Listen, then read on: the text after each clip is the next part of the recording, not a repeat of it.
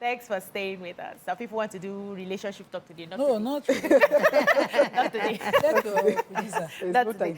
Okay, so there's also something that I would like a lot of parents to pay attention to. One of the reasons I wrote a book and I designed a course for teenagers was because I realized there was a gap in parents understanding their teenagers. I'm talking about teens now, because a lot of parents are not even equipped with the right tools. They do not have, they do not understand how to navigate social media. So your kids can do things over your head and you're not aware. A lot of parents are too busy to give that time to their children. That time and attention is needed. No matter how tall the child becomes, you must find time to connect with them. And so that course was to help build that bridge where you are working together and you are able to develop those skills. But I realized that many parents do not understand what it means to have an addictive brain. Now, social media is addictive to the point that psychologists have compared it to someone who's taking drugs. That's how addictive it gets. And there was a study that was shown recently when a child was watching all this, I don't want to mention the name of the nursery rhyme that we hand over to our children. That colorful everywhere. Full everywhere. Fantastic. And so every day the mommy just hands, I want to be able to do my work, just hands the baby on diaper, that thing to watch. You know, nursery rhyme, the baby is dancing, the baby is excited. They now carried out a study and removed that gadget from the baby. When I saw that video, I wept. If you see the way the baby was crying, if you see the rage, if you see the anger, that's exactly what happens to our children when we take out all these gadgets, especially if they are addicted to it. So now, because we're coasting down on the conversation, I would like us to teach parents out there how to limit the time these children are on social media, are on their gadgets. Okay, we also need to talk to the schools because every assignment basically these days is online. Before we used to copy notes. Yes, we used to do textbook, copy to copy. I'm telling you, we used to do practical, gather this one, do all of that. But many of the assignments that I see these days is somebody going to research this. Before Google, there was library. Where are our libraries? Where can children go to get resource? No, I will not forgive Ojo local government back then. The library I read to write my JAMB, because I wrote JAMB continuously. I read in that library as a diploma in law student in class and read there for my exams. I got into degree level in 2004 and it was sold. The library was sold? The library was sold. Local government seller for shop. So those things are just... No, but you know me in my own days. I want to take Engineer Tijani's message. He's greeting us. He said the Australians have done the right thing to save the future of their country. This is the essence of having a think tank. We must rise to our responsibility as a nation with the political will to preserve our sanity as a society. Technology, with its enormous merits, equally have demerits, which is catastrophic. And he says that research has shown that these are the effects that social media has on children.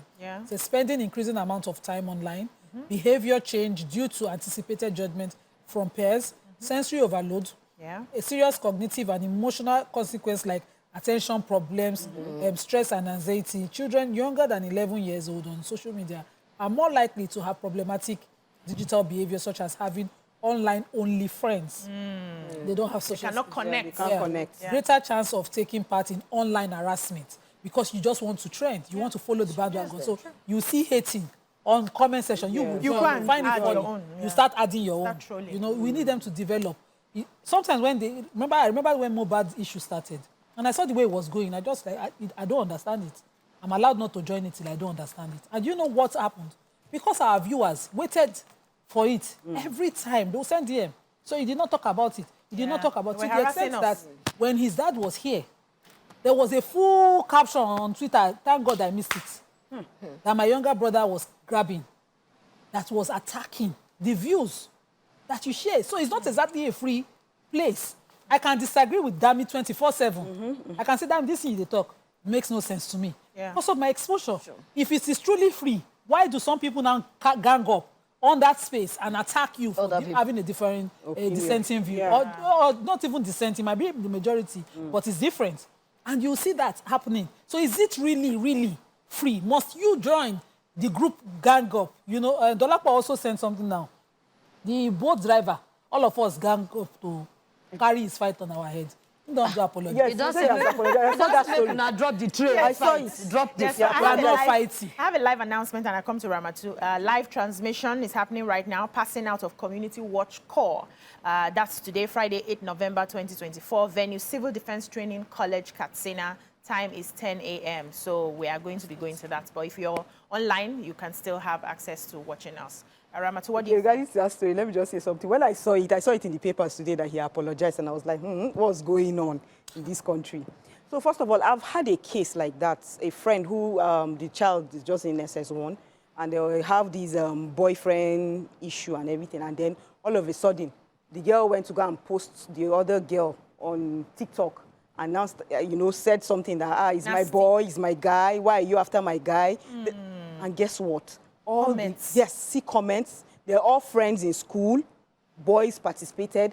The girls were somewhere, I don't know how they do it on TikTok, retweeting, they were just doing all of those things. And, I now told her that you need to handle this thing. First of all, delete the child's account. She deleted the child's TikTok account, and then we had to call the parent of the girl that started it. And that was how the girl's parents, we called them, and that was how she brought down that girl's account, because that's the originator of the account, of the problem, where the problem is. The source of the information. Yes. So she had to bring down that page. So you can see, you can imagine what it's because they are idle. Yeah. They are not doing anything. When you give, if you give them a phone, like they are not doing anything. Somebody. Yeah. So you are telling the person, oh yeah, go ahead and do whatever you like on social media, and that's it. For me, to wrap up, I think it's we parents that the onus is on us and to do the right thing. I remember when we were younger too, we used to go on a lot of errands. In fact, you want to quench before they send you on the next one.